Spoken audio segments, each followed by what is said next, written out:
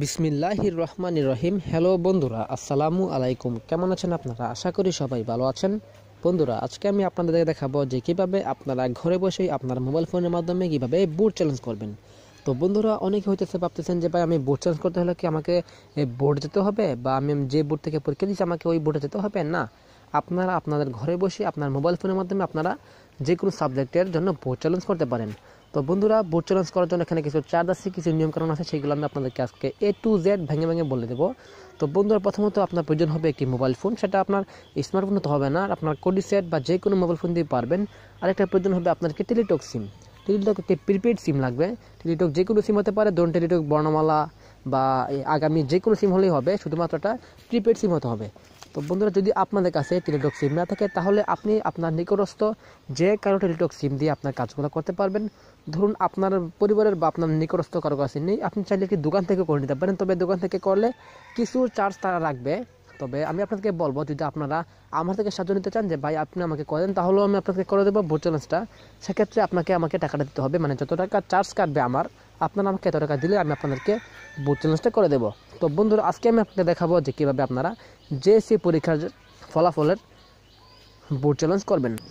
যদি আপনারা প্রাথমিক শিক্ষা সমাপনী পরীক্ষার মধ্যে কোনো একটি সাবজেক্টের বোর্ড চ্যালেঞ্জ করতে চান, তাহলে আপনাদেরকে আমার চ্যানেলকে সাবস্ক্রাইব করে রাখতে হবে। কেননা পরবর্তী ভিডিওতে আমি আলোচনা করব যে কীভাবে প্রাথমিক শিক্ষা সমাপনী অর্থাৎ সমাপনী পরীক্ষার মধ্যে আপনারা কোনো একটি সাবজেক্টের জন্য বোর্ড চ্যালেঞ্জ করবেন।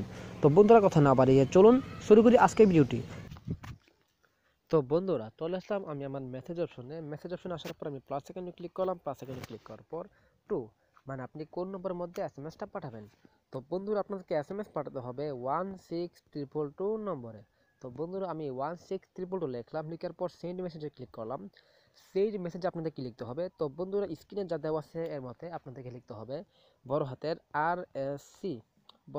RSC লিখে আপনাদেরকে স্পেস দিতে হবে। স্পেস দেওয়ার পর আপনি যে বোর্ড থেকে JSC পরীক্ষা দিচ্ছেন বা JDC পরীক্ষা দিচ্ছেন সেই বোর্ডের প্রথম 3টা অক্ষর। যদি ঢাকা হয় তাহলে DHA, যদি কুমিল্লা হয় তাহলে CUM, যদি রাজশাহী হয় তাহলে RAJ, যদি মাদ্রাসা বোর্ড হয় তাহলে MAD।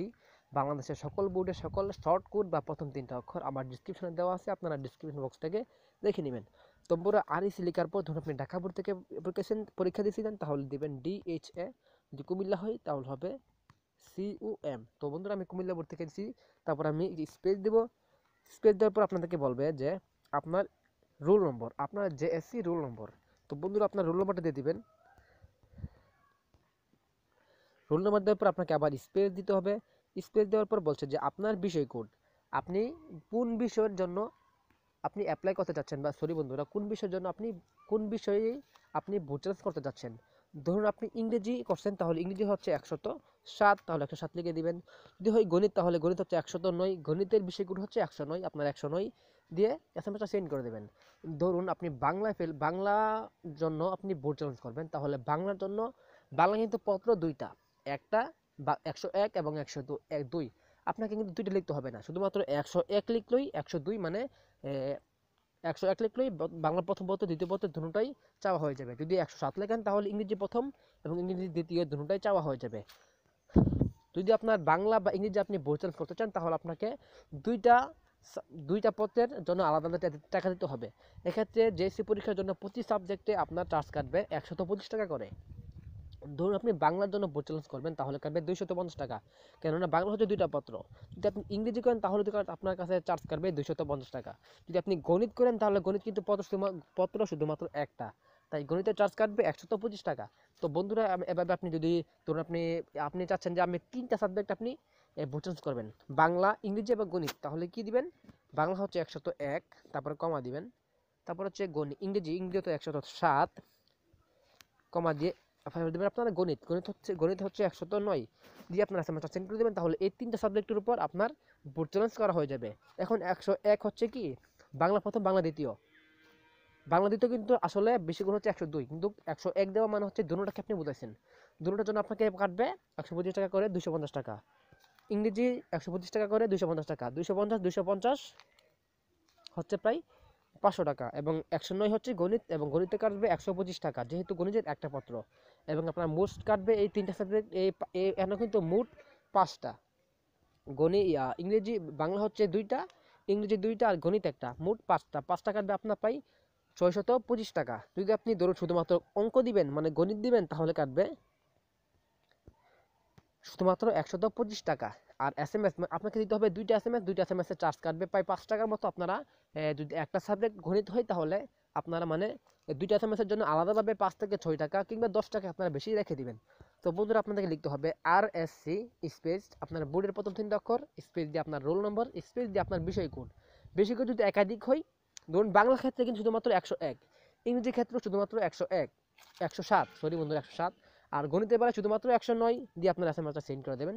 সেন্ড করে দেওয়ার পর স্ক্রিনে দেখানোর মধ্যে আপনাকে একটা পরবর্তীতে একটা রিপ্লাই আসবে। তার আপনাকে অটোমেটিকলি কিছুক্ষণের মধ্যে আপনাকে একটা রিপ্লাই দিবে এবং আপনাকে একটি পিন নম্বর দেওয়া হবে। স্ক্রিনে একটি পিন নম্বর দেওয়া আছে, ঠিক এরকম একটা পিন নম্বর দেবে। এটা হচ্ছে প্রথম এসএমএস আপনারা সেন্ড করে দেবেন টেলিটক সিম থেকে। সেন্ড করে দেওয়ার পর আপনাকে বলবে যে আপনার ফোন থেকে 125 টাকা কেটে নেওয়া হবে। যদি আপনি একটা সাবজেক্ট দেন তাহলে 125 টাকা, যদি দেখেন যে আপনার বাংলা আর অঙ্ক দিচ্ছেন তাহলে কাটবে প্রায় 475 টাকা। কেননা বাংলা দুটোটা মিললে হচ্ছে 250 আর গণিত মিললে হচ্ছে 125, অর্থাৎ মোট হচ্ছে 475 টাকা। সরি বন্ধুরা, দুইটা কাটবে প্রায় 375 টাকা। বাংলা হচ্ছে 250 দুটোটা মিলে, আর অঙ্ক হচ্ছে 125, অর্থাৎ মিলাইতেছে 250 আর 125-এ হচ্ছে 372 টাকা আপনাকে কেটে নিবে বলে একটা SMS আসবে যে আপনার নাম সহ আকারে আসবে, যে যার জন্য আপনি বোর্ড চেঞ্জ করতে চাচ্ছেন তার নামটা আসবে, তার রোল নাম্বার আসবে এবং আপনাকে বলবে যে আপনার বোর্ড চেঞ্জ করার জন্য আপনার ইংলিশ সব কিছু আসবে ইংলিশে, যে আপনার বোর্ড চেঞ্জ করার জন্য আপনার কাছে এত টাকা কেটে নেওয়া হবে। এটা আপনার সাবজেক্টের উপর, মানে আমি এটা বারবার বলতে চাচ্ছি বন্ধুরা, আপনি যদি শুধুমাত্র গণিত কিংবা বিজ্ঞানের জন্য দেন তাহলে শুধুমাত্র 125 টাকা চার্জ কেটে নেওয়া হয়ে যাবে বলে এরকম একটা SMS আসবে এবং আপনাকে একটি পিন নাম্বার দেওয়া হবে। পিন নাম্বারটা আপনাকে লিখতে হবে। পিন নাম্বারটা প্রায় অনেকগুলো সংখ্যা আসে, 10টার মতো আসে। আপনি কি লিখবেন, দ্বিতীয় SMSটা আপনাকে লিখতে হবে RSC। দ্বিতীয় SMSটা আপনাকে ঠিক 16222 নম্বরে আপনাকে পাঠাতে হবে। RSC স্পেস দিবেন, স্পেস দেওয়ার পর আপনাকে লিখতে হবে YES মানে ইয়েস, আপনি রাজি আছেন, স্পেস দেওয়ার আপনাকে পিন নম্বর দিতে হবে, যে পিন নম্বরটা আপনাকে তারা পাঠাইছে। এই ইনস্টেন্ট যে আপনি যে প্রথম এসএমএসটা পাঠাইছেন, পাঠানোর পর যারা আপনাকে একটি পিন নম্বর পাঠানো হয়েছে, পিন নম্বরটা আপনি দিয়ে দিবেন। আমি একটা পিন নম্বর দিই। পিন নম্বর দেওয়ার পর একটি স্পেস দিবেন। স্পেস দেওয়ার পর বলবে আপনাকে একটি মোবাইল নম্বর দিতে। তো বন্ধু এখানে মোবাইল নম্বরটা কি নম্বর, এখানে আপনি যে কোনো অপারেটর বা যে কোনো নম্বর ব্যবহার করতে পারেন। এখন ধরুন এই নম্বরটা কি নম্বর দিবেন, এই নম্বরের মধ্যে বোর্ড কর্তৃক SMS এর মাধ্যমে আপনাকে জানানো হবে যে আপনি পরীক্ষার আপনার ফলাফলটা পরিবর্তন হয়েছে কিনা। এখানে আপনি দিবেন, আপনি এখানে যে কোনো নম্বর ব্যবহার করতে পারেন। আপনি যে নম্বর দিয়ে আবেদন করেছেন বা যে নম্বর দিয়ে আপনি এভাবে ভোট চেঞ্জ করছেন সেই নম্বর দিতে পারেন বা যে কোনো নম্বর দিতে পারেন। আমি একটা নম্বর দিই, আমি এই নম্বরটা দিলাম। এখন দেখা গেল যে আমার বোর্ড চ্যালেঞ্জটা হয়ে গেল। এখন আমি আমার ফলাফলটাও পরিবর্তন হয়েছে, আমি A+ পাই নাই, কিন্তু বোর্ড চ্যালেঞ্জ করার পর আমি A+ পাইলাম। তাহলে এই নম্বর যে নম্বরটা দিছি এই নম্বরের মধ্যে তার SMS এর মাধ্যমে আমাকে তারা ফলাফলটা জানিয়ে দিবে যে আমার ফলাফলটা পরিবর্তন হয়েছে। 1642 নম্বর থেকে আমাকে SMS দিয়ে জানানো হবে। তো বন্ধুরা অবশ্যই আপনারা এই নম্বরটা একটু ভালোভাবে দিবেন, কটক নম্বরটা। এই নম্বরটা দিবেন যে আবেদন করছে বা যে ভোট চ্যালেঞ্জ করছে তার নম্বরটা দিয়ে দিবেন, কেননা তার নম্বরের মধ্যে তারা SMS এর মাধ্যমে ফলাফল পরিবর্তন হলে এই নম্বরের মধ্যে জানিয়ে দিবে। তো বন্ধুরা এই যে আবেদন আছে মানে ভোট চ্যালেঞ্জ প্রক্রিয়াটা JSC পরীক্ষার সময় 1/1/2020 মানে আজকে থেকে 1 জানুয়ারি 2020 থেকে 7 জানুয়ারি 2020 পর্যন্ত চলবে, মানে 7 দিন সময় আছে। আপনারা 7 দিনের মধ্যে ভোট চ্যালেঞ্জ করতে পারেন। তো বন্ধুরা আজকে আমি দেখে নিবেদন দিলাম। যদি আপনারা প্রাথমিক শিক্ষা সমাপনীর করতে চান তাহলে আপনারা আমার চ্যানেলকে সাবস্ক্রাইব করে রাখুন। পরবর্তী ভিডিওতে দেখাবো যে কিভাবে প্রাথমিক শিক্ষা সমাপনীর জন্য ভোট চ্যালেঞ্জ করবেন। তো বন্ধুরা যদি আপনাদের কাছে ভিডিওটা ভালো লাগে তাহলে লাইক করবেন, আপনার বন্ধুদের কাছে ভিডিওটা শেয়ার করবেন। তো বন্ধুরা আজকে আমি দেখে নিবেদন নিলাম, পরবর্তী ভিডিওতে দেখা হবে। আসসালামু আলাইকুম।